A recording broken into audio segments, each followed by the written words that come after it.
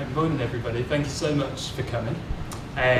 It's a pleasure to be hosting this conversation with Vanley and Pat. For those of you that don't know me, I'm Regan McDonald. I'm Public Health Research Officer at Ikon Gallery and Birmingham City Council to work on our Creative Health programme.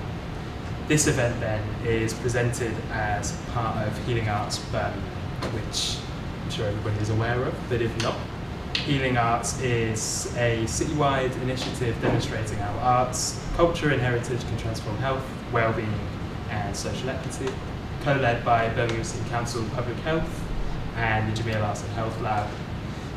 The festival is happening for the rest of this week. Please do have a look at the website, there'll be plenty more events as well to go and check out. And then this event is supported by Arts Council England for the recording. Thank you to Arts Council for that. And then thank you to the University of Birmingham's Culture Forward and Clayton Shaw for collaborating on this event with us.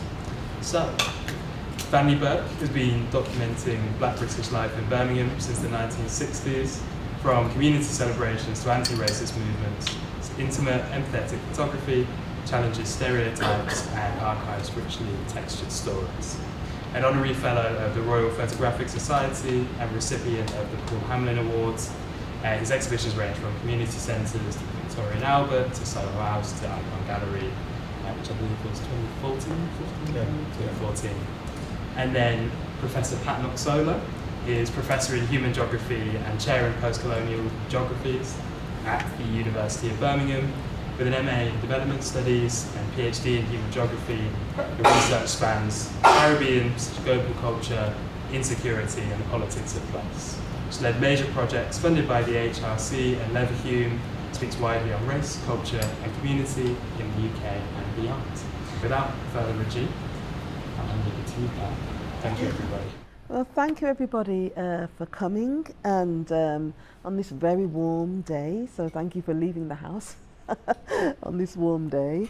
We're hoping that today we'll just have a conversation between Vanley and myself, and then also a little bit of time afterwards towards the end for people to ask questions or to tell us any additional information that you have. I know that Vanley knows a few people in the room, and so I'm sure there are a number of people who have relevant things that they'd like to just add to the conversation. Very happy for that to happen. So Vanley and I are gonna, just to give you a sort of shape of what we're going to do, we're gonna have a fairly informal conversation. So I'm not fully sure where we'll go. It depends really what Vanley will say. But it's basically in two parts because Vanley's done a lot of work. So we just had to kind of organize it a little bit. So we're gonna start with his most well-known work in Birmingham, his photography, and his work on archiving, which is being obviously very important. And then in the second half of this, we'll think about some of his more recent work that's gone more global, so his work on sculpture, and also we'll finish with his work on allotments, which is a lovely kind of warm, hyper-local work. So Vanley, tell me a little bit about your photography, because one of the things, I grew up in Birmingham. I was born in the same year that you came to England. So I was born in 1965 and you came to England that year. And since that time you've been documenting, everybody knows, local black life in Birmingham. There's something about your photographs that people call them documentary photographs, and I know you do as well, but that gives a sense that, okay, you just click and shoot. Whereas I realised that there's actually quite a lot more going on. When we look through, I brought a few books with me that I've been looking through this morning, By the Rivers of Birmingham, which is a retrospective of Vanley's work going back to the 1970s, I guess, this work. A lot of them look as if they're just very natural, unposed photographs. But what's the work that goes into that? How do you make them look that way whilst also framing them as professional photographs? I don't know. It's just come so natural. So over the years, so basically, I'm using photography to tell a story, really. And photography is writing with light. So therefore, it is technically, I'm making a statement. But I never really liked to pose pictures, and in fact it was referred to documentary, not by me. I remember I had an exhibition and this it was written about as a documentary photographer. So I said, oh, that's what I am. You know, prior to that, I just take photographs. You know, what do you do? I take photographs. So you're a documentary photographer, and later I became an artist, and so on. And you know, it's not worth fighting over. So you know, that's what I became. But it is about documenting life as it exists, as it unfolds. So it's not really trying to pose people, to shape people within the spaces that you have.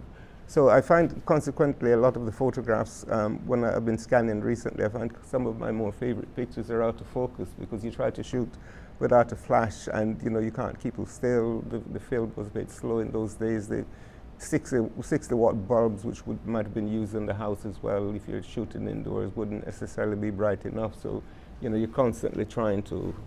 There are occasions, though, when you need to stop the person you're photographing, the subject you're photographing, and put them within a pose that, if you like, best highlight what you're trying to say, which becomes more like a portrait in many cases. But it's really about trying to document life as it unfolds.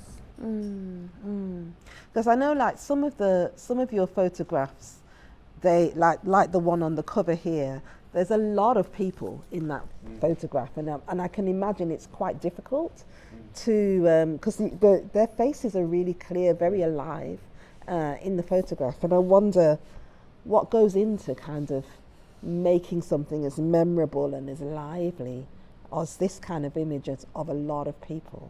I think once you sort your politics out, you know, everything else, you know, falls into place. I think if you first, before you go out, you don't just go out aimlessly. You go out, you know, you've built a framework. I mean, when I came here as a young lad, I'd been listening to conversation in Jamaica about what life was like in England. So, you know, we had no concept of what life was like. I describe where I'm from as, you know, where the car can't go anymore, you get on a donkey, and when you can't go anymore, you know, I live around the corner. You know, so it's pretty rural. So we imagined what life was like, you know, here in England. And so for me to take the photographs, we didn't have mentors in those days. So there was no one who would tell you what to do, but I had to create a framework. So I imagine I was talking to my friend in Jamaica who, you know, we would sit on the hills and try to find out what life was like. And so when I came here, I was telling him the story, and I had to break it down into sections, if you like, as I said, create that framework, so on which those photographs are going to rest. So I would talk, you know, look at religion, politics, housing, education, formal and informal education, you know, the Roman Catholic and the Pentecostal, if you like, just balancing everything. And I always say it should be that if someone comes from Mars and, you know, look at the photograph, they should need no explanation as to what these photographs are. You don't have to have lived within that environment to understand the lives of those people. So there's some of the guidelines, if you like, that I use to you know, pursue. That's really interesting, because it's very, they do feel very universal, and there is something about I think the way you bring people to life, I guess, in terms of that felt very familiar to me when I first started seeing these photographs in the 1970s, 1980s. I could really recognize that this was a Birmingham that I knew. And that's about those events, as you say, the baptisms and things that are not normally seen as public space. Funerals, weddings, barbershops, hairdressers, but also the sort of sense of when you hold somebody still. I was looking through some of these images, and some of the ones that really strike me the most are the ones with sort of one person, particularly a young person, where, as you say, there's a narrative, but like you can see that who that young person is going to be, as well as who they are now. There's something really interesting about kind of, this is not just one moment that we're looking at. Is that something that where does that happen? I guess I'm kind of interested in just the magic of it. Where does it happen? Does it happen because I've seen you at lots of community events, you just get your camera out and you're taking photos. And I wonder, does it happen in the editing suite?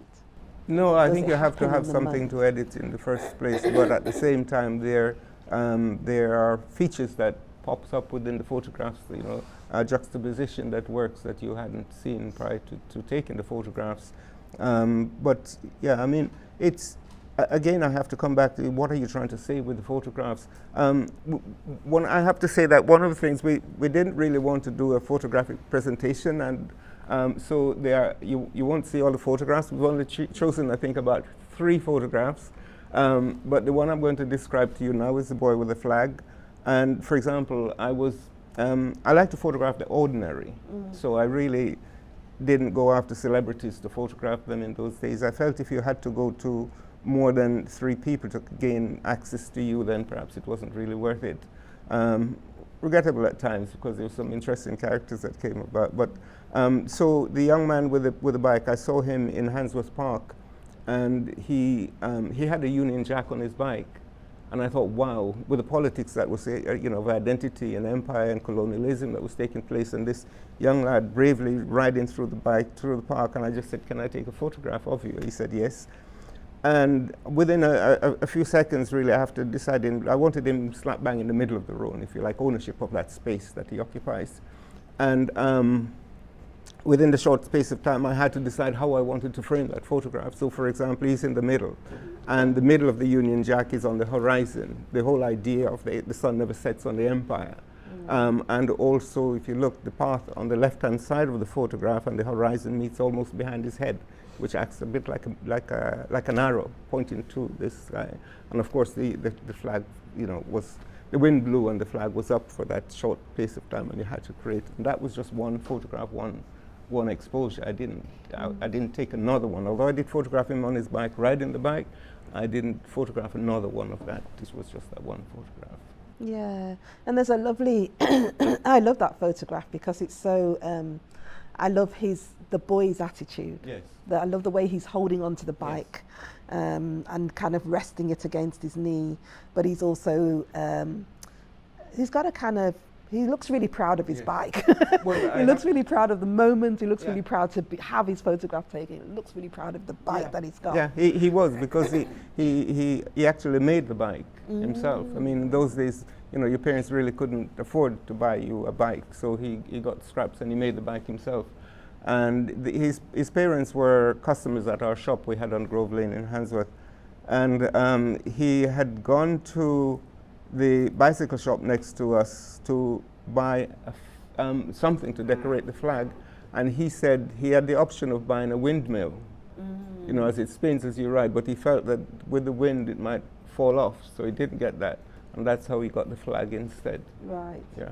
Okay. So and the rest is history. Yeah, I mean, it feels like a photograph where there's a real person in there.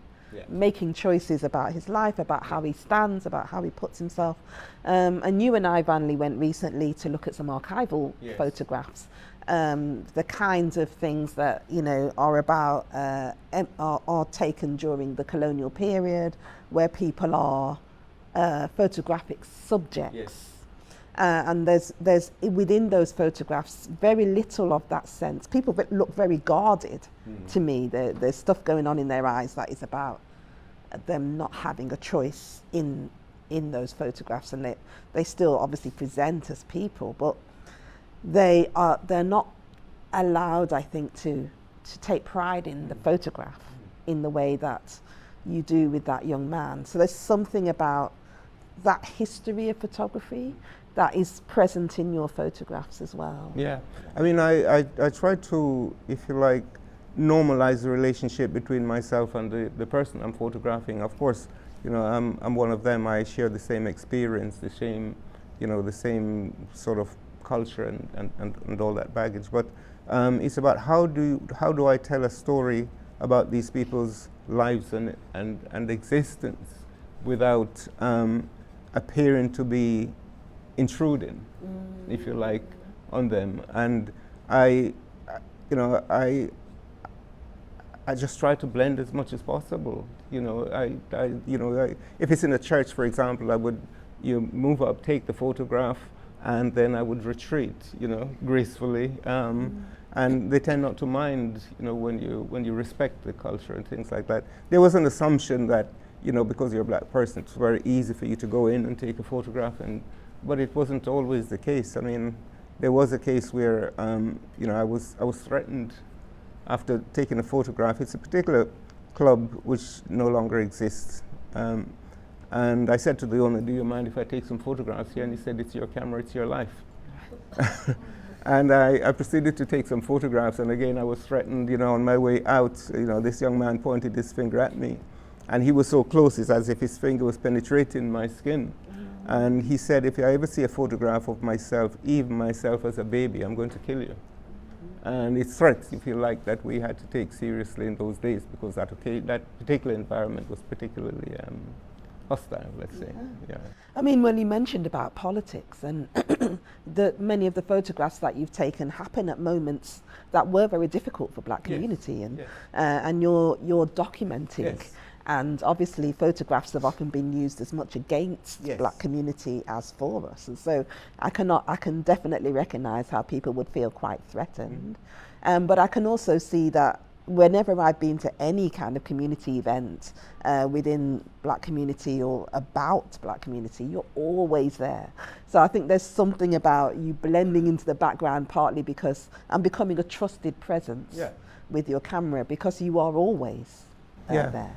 I mean, what I used to do, we didn't have, little mobile cameras that you could take some photographs around and show people what you're doing. So while I'm taking the photograph, I had to be educating people about what I'm trying to do. So I would print up a box of photographs, 10-8 photographs, and I'd carry them with me. And, if you see something that you really want to photograph, then I would show these people the photograph and say, "Look, you might not think this is important, but it is vital that we try to document this." And they'll say, "No, I don't want any photograph taken." Who are you? Are you working for social services? Yes. Is one that I would hear quite a lot. Who are you working for? I mean, why do you want to be walking down Soho Road photographing someone buying groceries? Someone must be paying you for this. What do you get out of it? Do you sell the photograph? But to them it's of no value, because it's just them buying yam. Who won't want to buy a photograph of someone buying yam on Soho Road? So I then had to try and contextualize the whole thing within a broader image as to what I'm trying to do, and that yam, if you like, will fall within a certain category of that framework that I described earlier on. Yeah, I mean, I find it fascinating as a geographer, because your work is so localized. It is about a city, and it brings a city to life in terms of the way that people are in place. They're not the relationship between people and place is really clear. Yes. And I really enjoy that, because I think a lot of people don't have commitment to one place enough to stay there for that length of time and be photographing it for 30, 40 years. I think it's really interesting. I often use with my students, because I teach cultural geography, I use the image of the boy with the flag, and then the one taken many years later, where he's at a funeral for his son, who was killed in an altercation, and I kind of try to point out to my students that the narrative there is about you still being there, and how we represent violence as something that happens in and with and through people, and happens to people. It doesn't just happen in a spectacular kind of way, in the way that we see in films and in many documentaries about Jamaica, right? It happens in community and with community. Yeah, I mean, a good example of that is it happens on several occasions. When we were at the museum recently, there was a young woman whose name escapes me now, and she was telling me, "Thank you for taking the photographs which created a framework of the environment that her father grew up." And while she was telling me, she was in tears, telling me about the importance of those photographs to her. But there is an archive of some of my photographs here, and there was one in particular of a young woman who's been bottle fed by her mom, and that photograph was used as a poster for an event that was taking place here. And the girl, the baby in the photograph, saw the photograph when she was pushing her baby across the city in the window of this library here. Yeah. So it goes beyond. So then, you know, sometimes I then go on to photograph the child of that child. So it, you know, it's just years and layers of photographing. And some people will say, "Oh, you photographed me so many times, you know, why do you want any more?" But there's something that I don't really demand that I do it. It's just something that I feel is essential to do. So yeah, I just keep taking photographs and they lay. But it becomes much more complicated than we're going to touch on later on in archiving and things like that. So, you know, all of that is a little bit, yeah, it creates its own problem. And what I found was interesting as well is when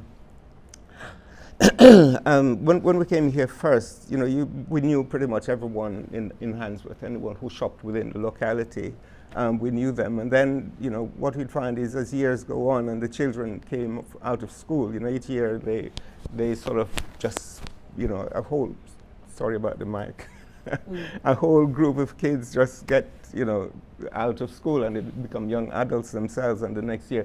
And as it went on, so whole society started to change because you no longer know who that child belonged to, yes, or who their parents are as you would before.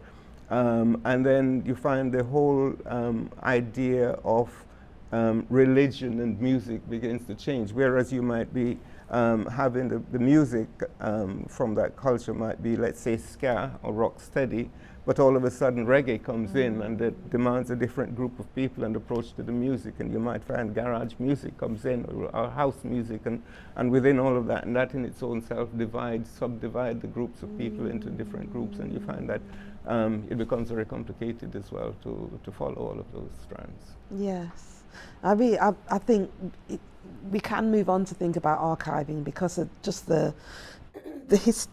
what I would call the historicity of your photographs, the way that they are piling photo upon photo upon photo. We're telling a historical story of the community as it changes over time. And that's obviously a really important element of place, that place is about time as much as it is about space. So keeping that kind of, keeping an eye on that narrative and on that history and what that history amounts to, it's really difficult. It is. And it is the story of archiving, which you and I have talked about archiving a lot because I'm one of the co-leads of the Stuart Hall Archive Project. So Stuart Hall, as many of you probably know, is a Jamaican British theorist, cultural theorist, and we have his archive at the University of Birmingham, which was deposited there by his wife Catherine Hall, who is herself a well-known professor of history. So there are lots of really interesting questions in there about archiving and about history. Stuart Hall himself wrote a very famous article called "Whose Heritage?" You know, who are archives for? What are they meant to be doing? All of those kind of really interesting questions that we'll probably never be able to resolve. But Vanley and I have talked often about archives and archiving. Who gets an archive? Whose stuff is just seen as junk that you have to clear out of their house as quickly as possible once they've passed? Or whose stuff is things that we, as we have with Stuart Hall, you put in boxes and you take into an archive and you employ an archivist who looks after it, and you put it into heat controlled or temperature controlled conditions. Whose archives get treated in those ways, and what counts as relevant archival material? So I know with yourself, you've been collecting obviously your own photographs. There's some at the library here, and also you've been collecting other objects from the community. So do you want to tell us a bit more about your archiving practice? Well, I felt pretty early on, you know, as I described, you know, if someone comes from Mars, they should be able to recognize the photograph. And I felt in the absence of the storyteller, which would be me, and whose story it is, which is the subject, the people, if we're no longer there, if you like, to respond to that material, we need other contextualizing materials. So I started collecting objects, you know, newspapers. It's sort of one of the time, I don't know if you remember a guy called Silcott, can't remember his first name, who was on the front page of all the daily papers after, I think disturbance in Brixton, I think it was. And I just thought, what pressure it must be for anyone to be on the front pages of all these papers in this sort of hostile, and so I felt that was important to collect as well. But I would collect anything pretty well. I have, perhaps it'll be easier to say what I don't have. I have in fact, the entire contents of my flat was on exhibition at the Ikon gallery, with pretty much everything. There are loads of books, magazines, newspapers. I have boxes of newspapers that, if you stack them up, they'll reach the ceiling of this room here. I have, and a good friend of mine, Kathy Williams, who was press officer for Birmingham, who recently died, sadly. Her funeral was recent. She said that I inspired her to start collecting in around about 1979-80, and she's collected and gave me about 10 filed boxes full of material, newspapers, articles, presentations, papers, you name it. There's material, and that's added to what I had. Now the way I collect is I don't like to cut articles out of newspaper. I think that's too specific. For me, the whole newspaper is important. I need to know what other people are thinking at the time, not just what you think of that particular article. Because it's a black person in the Times, you think, oh, I'll cut that piece out and I'll show you. But I want to know what was the price of bread at the time. What were petrol selling for? What were the comedian laughing at? What were, the whole gambit, as I said. So that becomes the framework on which the photographs that I took will resonate. And it's not just, from the black community, as I said. It's pretty much of the others. Yeah, I recognise. I went to see Vanley's exhibition, At Home with Vanley Burke, and the catalogue is obviously still available. This was at the Ikon. No, it's not. Oh, is this not available anymore? It's out of print. Long time. Well, Regan's given me this, and so I'm going to hold on to it now. Yeah, you're very lucky.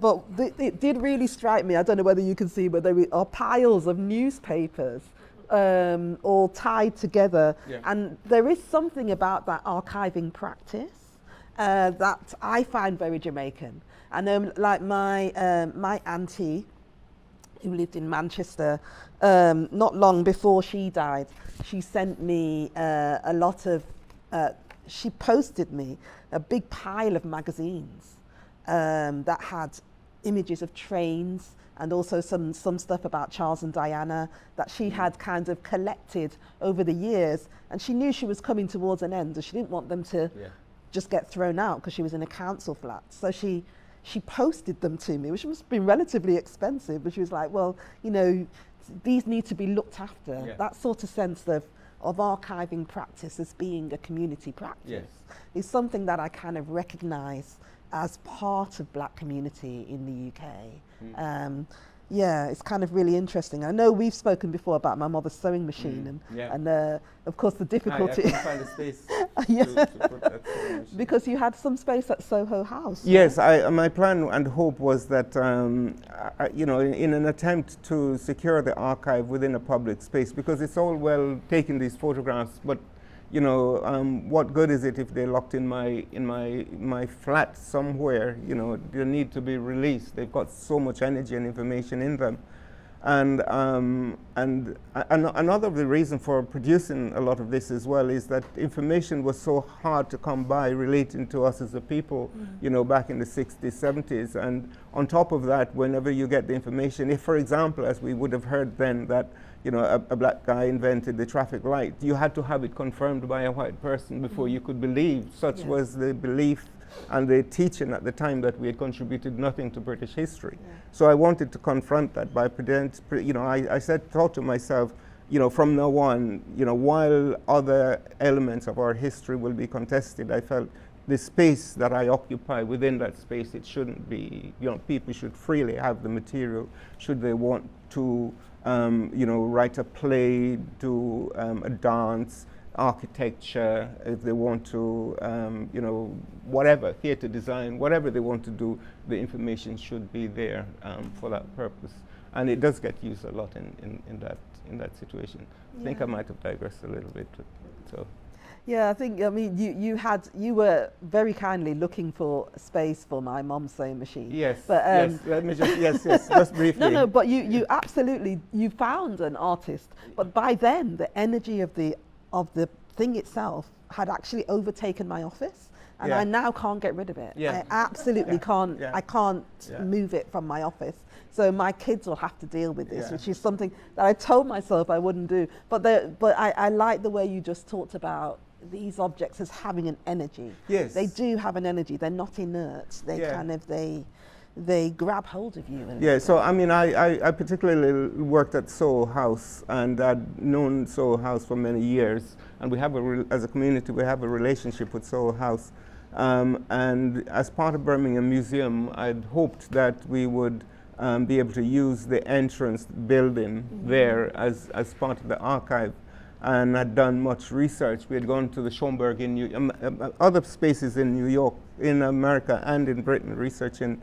But the Schomburg is one that I particularly like. It's part of New York Library, but it's run by the black community in New York, and it's a particularly well-run institution. And I'd hoped that we might be able to create something a little bit similar to that in Soho House, which is central, if you like, to where the photographs were generated in the first place. So, you know, a lot of things met, you know, there. But unfortunately, we haven't been able to pursue that. And, you know, I really am not a builder of spaces. You know, I like to document, so I find that sort of thing very tasked to just take time out to try and find a building, and then you have to run the building, and it's just so. But I think it should be used. But as you said about, you know, like the sewing machine, there was a young woman. I had an exhibition at the Soho House as part of the Commonwealth Games when it came to Birmingham. And there was a young woman who had given me some objects of her dad's, who was from Barbados. And this was hats, passports, quite a few objects. And these objects are used in the exhibition. And again, she came and she was in tears, and she said, you know, she's put him to rest now.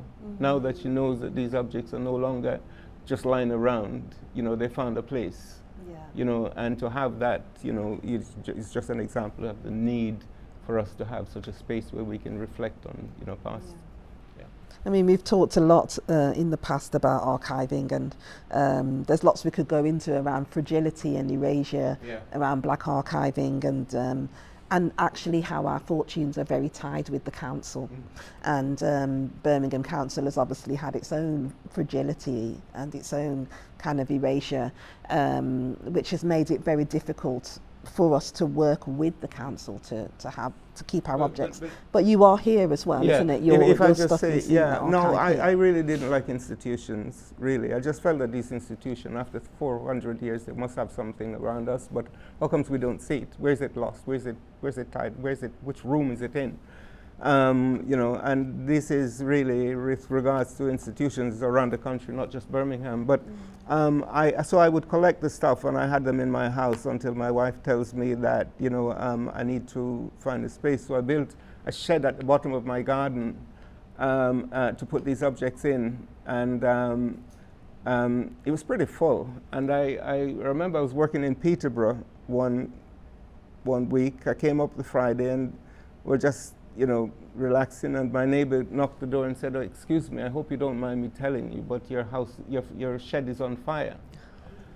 And so I looked out, it was on fire, so we called the fire brigade. But I have to tell you how the fire started. I'd landscaped the garden, and my wife then,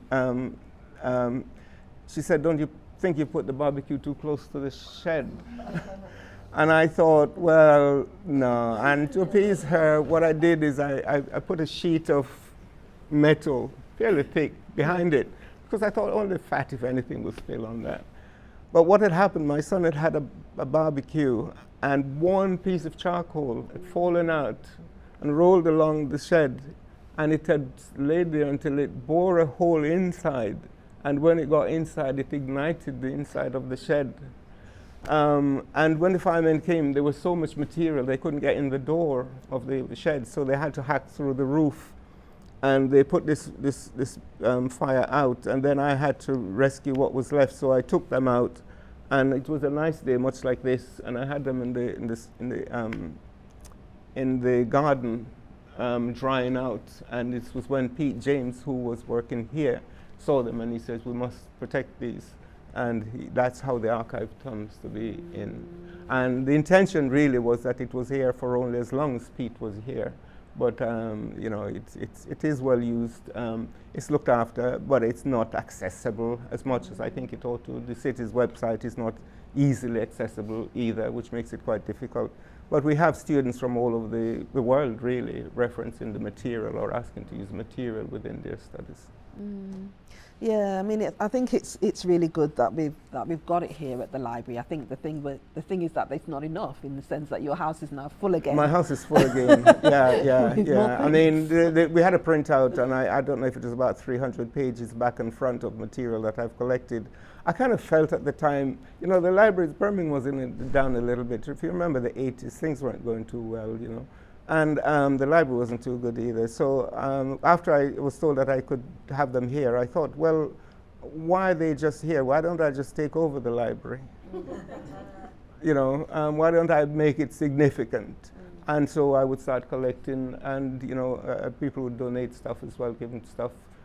Sometimes they were reluctant, and I said, well, look, let's have it just for safeguarding. So he later then had some funds through, I can't remember who it was through, and that's how a lot of the material became to be archived and is part of the library. Yes, yeah. So, okay, we should probably, time is slipping away. Do you think so we let need me to change the picture? Yeah, maybe we should change the picture. Yeah, no, you're right. So this picture is actually in the Gambia, right? Yeah. So we're going to think about your sculpture work and Okay. the work that you've been doing in the Gambia and in South Africa. Do you want to tell us a bit about this? Well, this is a friend of mine from Newman College, where I used to do a bit of teaching. They took their students to the Gambia every year as part of their teacher training development, and they said, would you like to come? And I've been going a few years, and we decided to do a sculpture session where we invited artists from around Britain to just come and do something. It's a fun space, really. A friend of us has got an eco lodge, Sankile Bar in Foni Bese, and it's just on the bank of the River Gambia as well. And I didn't know what I was going to do. The only criteria is like, you either carry whatever material you're going to use, you buy it there, and we try to buy as close to the source as possible so that the people can benefit from it, or whatever, but you know. And the night before the flight was due, the slave trade has always been, if you like, central to my focus, in that I remember as a young child, I don't know how old, you know, quite young I would say, I heard the story of the Morant Bay Rebellion and Paul Bogle, and I don't know how many of you here know Third World song 96 Degree in the Shade. That is based on Paul Bogle, on the Morant Bay Rebellion. So I remember when I heard the story as a young lad, I thought I would love to find it. We talked of the people were displaced, and a lot of them were hiding in caves from the British. And I thought I would love to find one of these caves and where, you know, relics of what had taken place, you know, of their life then. I'm still looking for that cave, I think. But anyway, having gone to the Gambia, and I'd been to South Africa before, I thought, well, I felt very at home in Gambia somehow. It was totally different. It is not as developed. It is not, you know, as fast moving, and the politics is quite different. So you're able to think and focus on something else. And so the night before I traveled, I just was looking through some images online, and I remember the slave ship, the diagram of the slave ship. So what I did is I took the diagram, I printed it out, and I took it, and I said, that's what I want to make. I want to make it life-size. Because I don't have studios because I tend to make so much work that it gets left behind. I have a little studio now, but I haven't been there for about a year because I'm kind of scared to go there to start making work because I won't have anywhere to put the work afterwards, sort of thing. So I thought, while I'm in the open, go big, and I made a life-size diagram of a slave ship, which is nearly 90 foot long.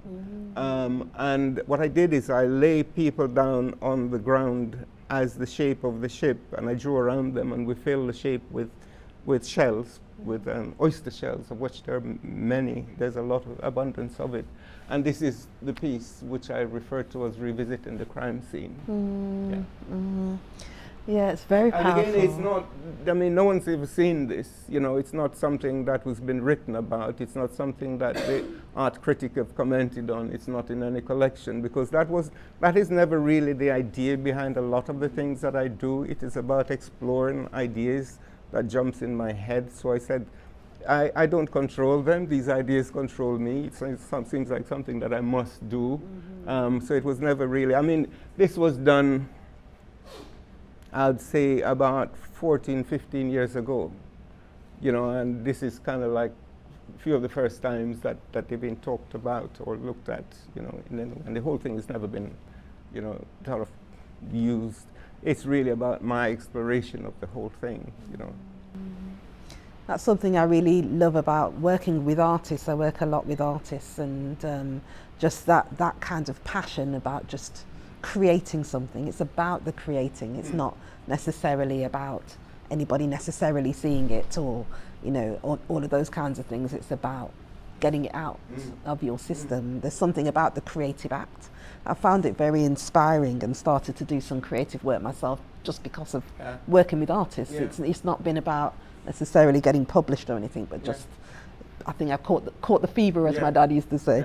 But the whole thing about, you know, the creation, it reminds me again of another piece of work that was recently done, and that was Beating Back the Past, which was in Gloucester Cathedral. I think there's reference to it in another slide in this. Is it the collage? Oh no, it's 3 photographs. Oh no, we haven't got it here. So what it is I went walking one day down by I live in Nichel, so I went by the canal walking towards Spaghetti Junction. And while I was on the Spaghetti Junction, I found this piece of wire. I don't know what compelled me to pick this piece of wire up, but I was tormented all the way going back as to why I got this wire. But it reached a point where I couldn't throw away this wire because it would be in someone's way, or I'd be throwing it in the canal, which I didn't want to do. And I got it home, and I keep saying, why have I got this wire? So anyway, I reached home, and I unwound this wire, and it was pretty long. It would be, let's say, perhaps across this room.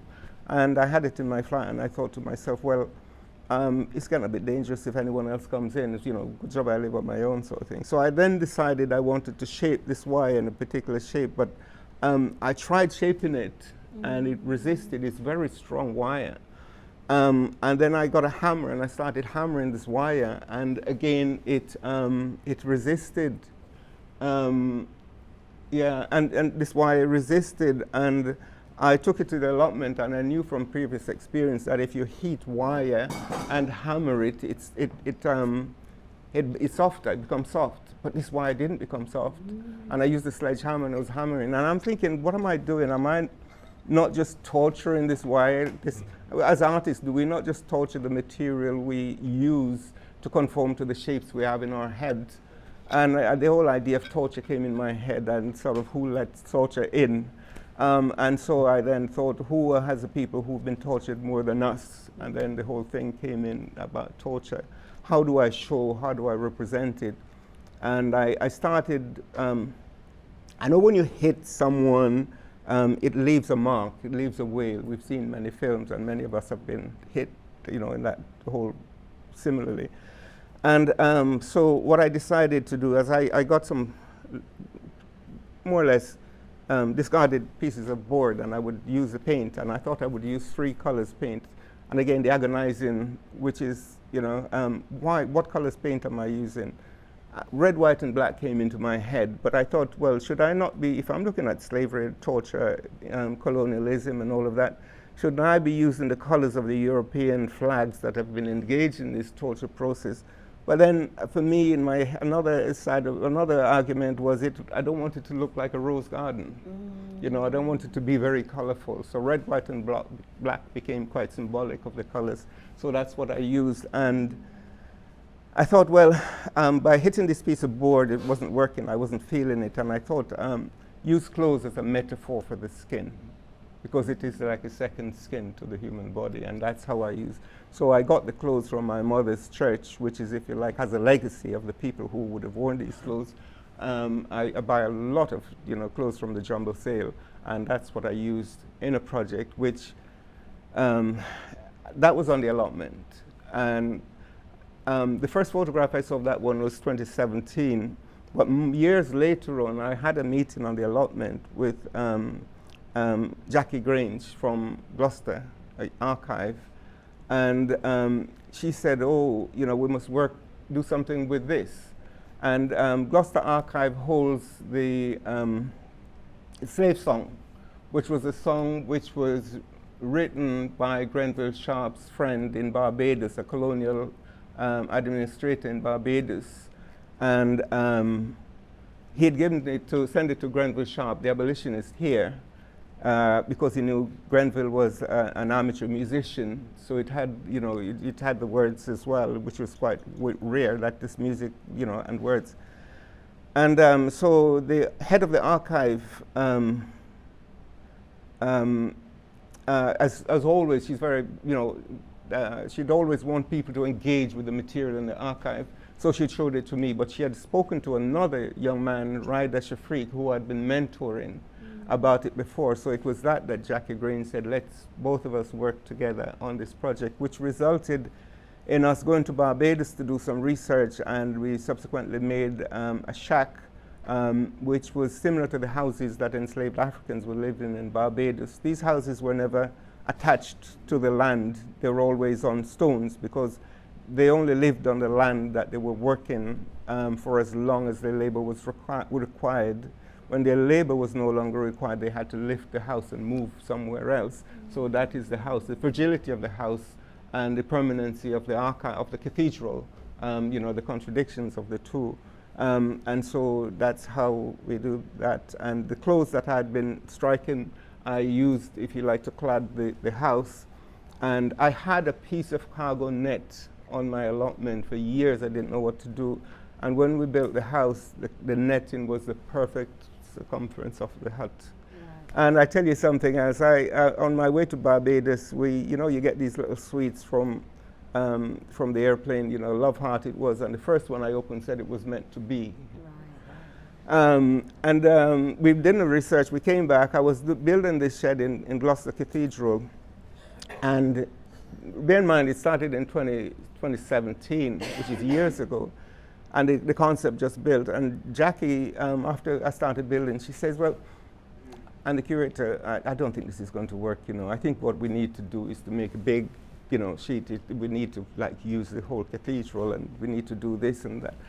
And of course that was like a blow, because I had been slowly building up this idea as to what I want to do with this thing. And so we left the night, and we said we'll pick up the conversation in the morning. And in the morning, she was supposed to be coming back to Gloucester, to Stroud from Gloucester. We were building this thing.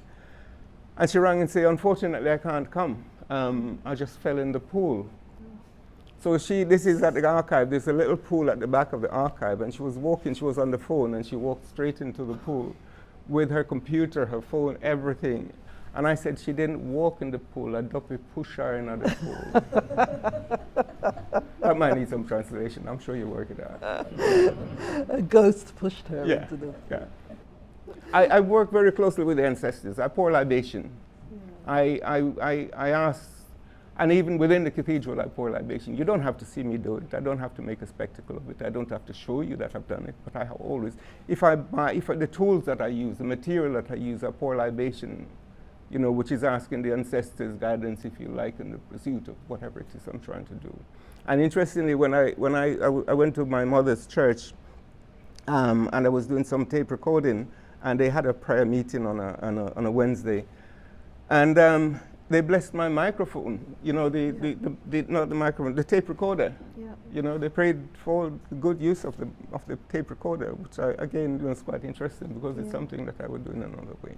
That's what I was loving in that story, the agency of materiality, I would call it, that kind of how things are part of the story. Things are doing things in Yes. there. They're not just done to. Yeah. And that's really interesting. It's another kind of side of geography for me. Okay, so we'll be finishing off in a second so that people can ask questions or give us more information if they'd like to. I want to just dwell a little bit with the allotment, because you were talking about the allotment and this beautiful sculpture within that space. So what does the allotment mean to you? I think it goes back, probably we can link it back with health. A little bit. Yeah. I mean, of course, I'm from rural Jamaica. You know, I mean, I claim to have been born with the soil under my nails. Really, that's what my parents did. You know, we were farmers. You know, my grandfather would travel to America to farm and all of that sort of thing. So now what happened is I was diagnosed with prostate cancer some years back, and my friend Claudette Holmes had suggested that I come and join her, myself and others, on a little allotment that an allotment that she had, but perhaps it was too big for her at the time and she wanted to share. And I went along and I thought, no, I don't really want to share allotment with other people. You know, it's a solitary space, I just want. But I really started helping her, and I really haven't left. And I have to say that she did claim that I captured her land, but I'd like to say we came to an agreement.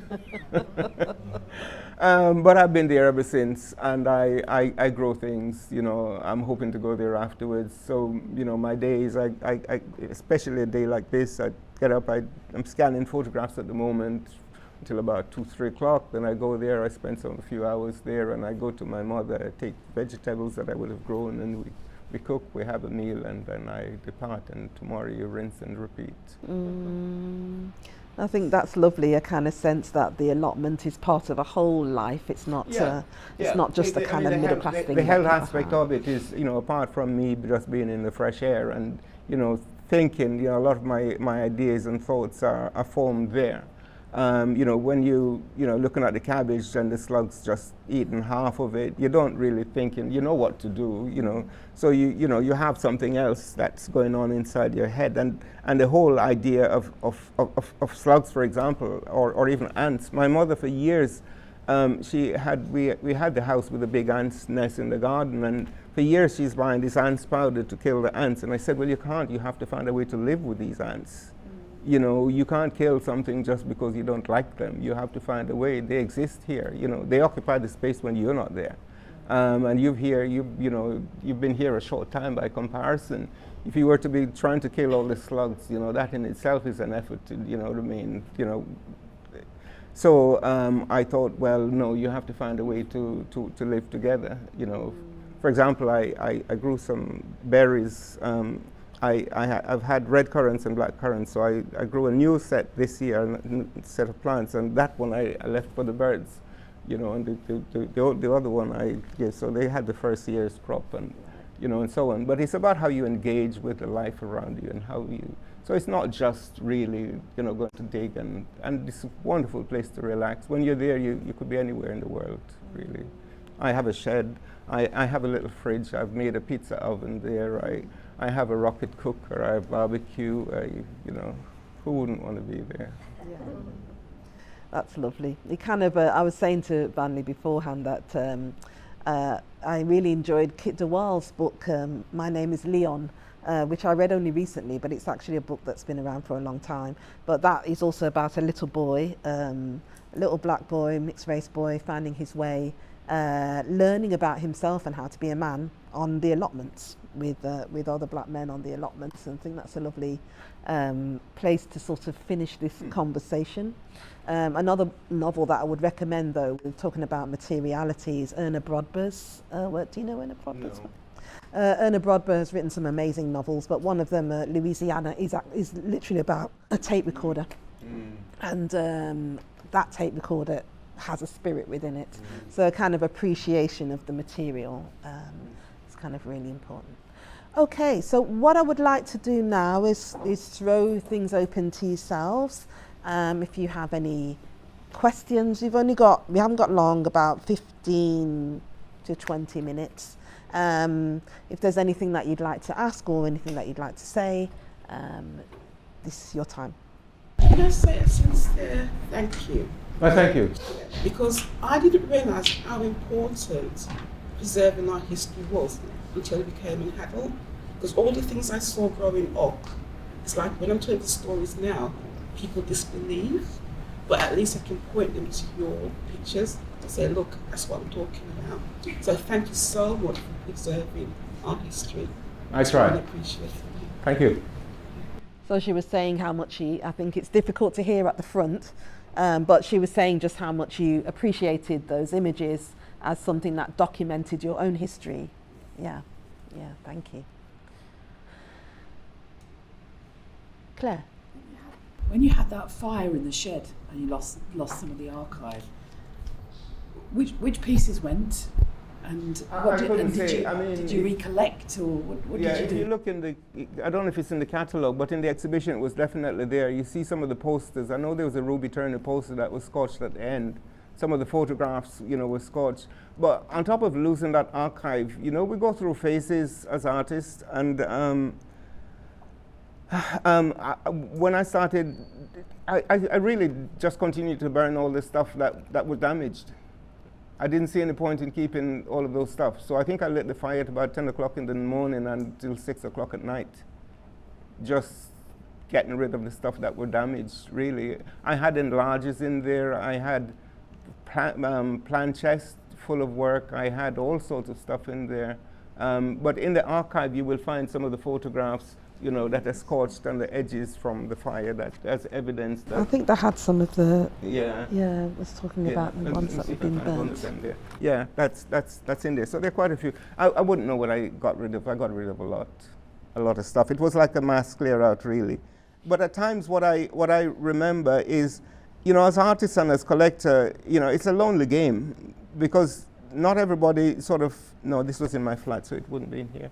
Mm-hmm. It would have been in this one? No, okay. No, you have to wait until the exhibition comes around again.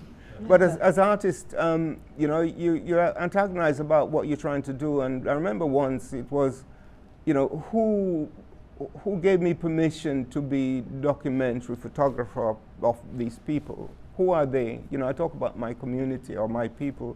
Who are they? Why have I claimed them? What right have I got? How do they know that I exist? And I remember thinking, if I were to throw the photographs out of my window, who would care? And I thought, well, I wouldn't expect anyone to care because they didn't know that it was thrown out the window. So I thought, okay, if I take an ad out in the paper and I said Vanley will be burning all his negatives in Handsworth Park at 12 o'clock on the 6th of June, whatever, who would care? And I was going through Handsworth Park and I was telling the story to a young man, and he says, they're not yours to burn. And that answered the whole question. I've never since questioned why I've done it. Yeah. So the answer always comes at the right time. I mean, this is part of a sort of ongoing discussion about black archives as well, because that collecting tradition is in itself quite a colonial tradition, not Vanley's, but the sort of idea that one must collect all of these objects and keep them and preserve them, and that we are the ones to preserve them. All of those things are quite contested ideas. So there is a strand of thinking around black archives to say, well, actually, some things are meant to be burnt up, and some things are meant to be kept. And the difficult question is which is which, is really that. But the idea that we can keep everything, particularly at a time of environmental and climatic change, we won't have that choice. We won't be able to keep everything. As our environments become more precarious, we won't be able to have those temperature controlled environments that will allow us to keep everything. So we will need to start to think, not just as black archives, but archiving more generally. What should we keep? What is a tragedy that gets burnt, and what is just life? I get people saying, why don't you digitize them? But there's something about touching, a garment, or seeing the actual thing, the actual newspaper, rather than, there's a size, there's texture, there's lots of complexities within just, being in the environment where that is that is, that object is, as opposed to just looking at it online. You can't tell scale or size. You can't tell the texture of the paint if it's painting on the page. You need so much more. So for me, the idea, it's okay to. I would definitely digitize, but I think there's an element of there's a need, to see those other objects as well. Yes. And of course, we assume that digitization means it's ours forever, but it may not mean that either. Yeah, but I've always maintained, what if the electric goes out? Yes, exactly. In the last 10, 15 years, there's been a lot of opportunities for artists to respond to the archive, to reside in an archive. And I just wondered what you think are the benefits of artists commissioning, particularly younger generations of artists, in relation to the archive, perhaps in a context where gaining that consent to go out and photograph and document members of the public is becoming more complicated. Instead, is the archive a safe space for us to commission artists to work in, or is it a challenging space? I think it's essential that artists engage in that space to interpret the material. It's by way of inviting the public into that space, by refreshing those items that you have in those space. I mean, I have to announce at this point that I'm doing a similar residency at Birmingham University, looking at the material that they have in the Africa collection there. And, there's one part of me that thinks, I should be doing something, but there's another part that says, why change? You need to spend time to think and to understand what you're trying to do. And one of the things is, at what point do you start? Where do you start? And then it's, where do the objects start? The objects. We have objects there, but the objects themselves, didn't just start with the objects being made. They lived beyond that time. And one of the things that, as African Caribbean people that we constantly wrestle with is that our history didn't start with the slave trade. So we started really much earlier. So I then started thinking about the archive, and the archive at Birmingham is just one of many archives that have similar materials. So why am I making Birmingham special to that? There are archives within the British Museum, in several museums around the country and so on. Birmingham is just one of them. And I thought it started thinking about African cosmology and many other things, and one thing just led to the other. And then I have to go through all of that extensive process, and then I have to come back, narrow it all down back to. But in order to get the essence of it, I really had to expand my thoughts beyond the objects that exist within that space. And it's about how do you engage, with that material then becomes available to the material as well, and how it's dispensed. Is there temptations of reorder the archive as you're working through it? No, but it's quite interesting for me. One of the things that came about, and I had the opportunity to go to Birmingham Museum archive as well and see some of the stuff. And one of the things that is quite obvious with both archive really is the way the objects are kept, which is the way objects are kept in Western Archive.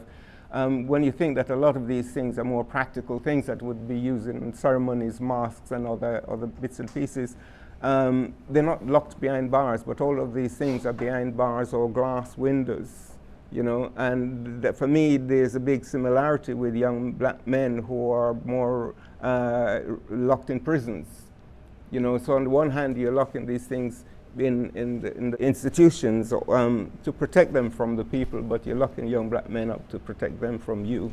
So there are all sort of things that's going in my head at the moment.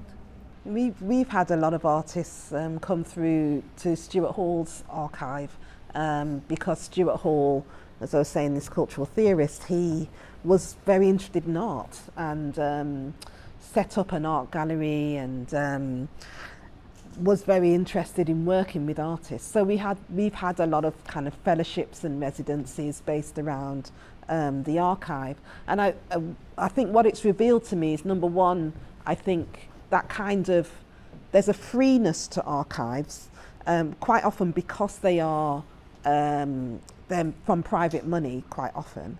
So they don't have the sorts of restrictions that public libraries have had in recent times. So they're not as restricted in terms of their opening hours. They're often reasonably well staffed. You know, so the kinds of free learning and free thinking and the opportunity to just sit down and have a bit of a think with some objects, with some documents or whatever, that for me, growing up, the library was very important in that, the old library. Young people don't have that as much now, so young artists are really enjoying coming to the archive, having a think, and you know, they can get their archive card really quickly and easily, and they can just take part.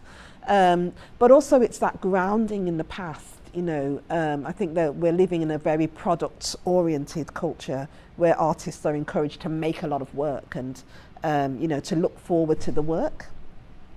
But I feel like a lot of the artists that I've spoken to and worked with, they've just really enjoyed spending some time thinking about the past, grounding themselves in a sense of themselves in the past, what this city is and has been in its past.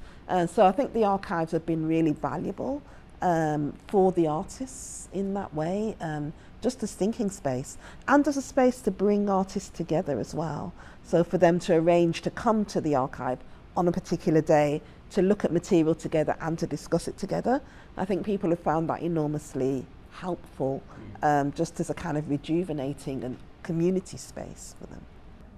Yeah, if I can just briefly come back to the picture. Now this one, I don't know if many of you here are familiar with the Mac, but this forms part of the window at the Mac. And this is another piece. This piece took me 9 years to complete. And it's called Council of Voices. And on the outside of the piece, of which this is just a detail, there are a series of conversations taking place, but you can only tell the voices of the persons who's having the conversation through the typeface of the material that goes around. And it doesn't go in a linear fashion, it comes back on itself. So there's no starting or ending of it. And it's, if you imagine when a black person becomes conscious of race, they enter that conversation and you leave it when you die. And within that, if you like, a visual representation of, you know, interpretation, if you like, of those arguments that's taking place. For example, just here you see two characters which are bound with the colors as if they were taken from West Africa, and printed over them is a map of West Africa. And they're standing in a boat, as would take them, but there's this young man who's taking fishes from the boat, and the boat is coming towards these kids here, and you might be able to see it on the piece at the map, because these kids are dropping stones in a well, but the well isn't a well, it's a man's head, and they're trying to see how deep it is. So it just goes on and on. Yeah, and this piece is still up, isn't it? It's still up. It's not in its entirety. It's details from that was commissioned as part of the Windrush 70th celebration, and it's on the window permanent piece at the window at the Mac. I think you had something. Oh, sorry. Vanley, can you tell us how you see your photographs in relation to the archive of collected objects? I'm asking because I'm aware that the photographs are single objects. You talked a great length, splendidly, about the boy with the bicycle as a splendid object in its own right, whereas the archive material all hangs together, and the archive material depends on other archive material for what it says. How do you see the relationship between there seem to be two different types of item here. Yeah, but they relate so much. I mean, a good example is the Handsworth disturbance of 1985. I photographed that quite extensively, and I remember there was an Asian woman who'd lost her husband in the fire, and I happened to have been there when she was in tears, really, and as she turned, and her colleague, friend, family held her as if she was holding her face together. Now, it wasn't an opportunity to get the name of that person, but within the papers that Kathy Williams collected, I was able to find the name of that person, as a collected piece. So that related so much.